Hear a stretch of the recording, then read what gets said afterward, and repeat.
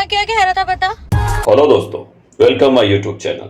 Air condition का काम सीखने के लिए ये चैनल बहुत ही मुफीद और फायदेमंद है, स्पेशली नए एसी टेक्नीशियन के लिए।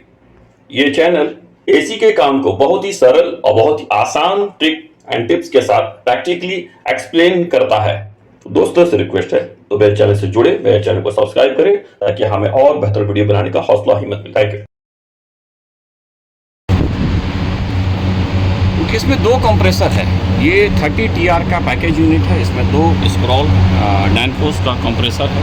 ओके, तो उसके डिस्चार्ज पाइप में एक सेफ्टी डिवाइस एक स्विच है, और सेक्शन पाइप में भी आपको सेक्शन लाइन में भी एक सेफ्टी डिवाइस स्विच है। दो स्विच है, यानी कि एक डिस्चार्ज में है और एक सेक्शन में है। तो इन दोनों का जो काम है, तो अब जैसे हम लोग सेक्शन वाले पे जाते हैं, तो ये सेक्शन में जो आपका एक सेफ्टी डिवाइस जो स्विच है, अगर मान लीजिए ये आपका R22 का गैस है, R22 का गैस है, और उसका जो प्रेशर अगर लो होता है, इफ़ इन केस किसी वजह से, लीक की वजह से, किसी वजह से 30 PSI में आएगा, तो प्रेशर जब लो होगा, बिलो होगा उसका सेट पॉइंट से, तो वो कंप्रेसर को ऑफ करेगा, पीसीबी को सिग्नल देगा और कंप्रेसर को फिर ऑफ करेगा सेफ्टी पर्पस पे।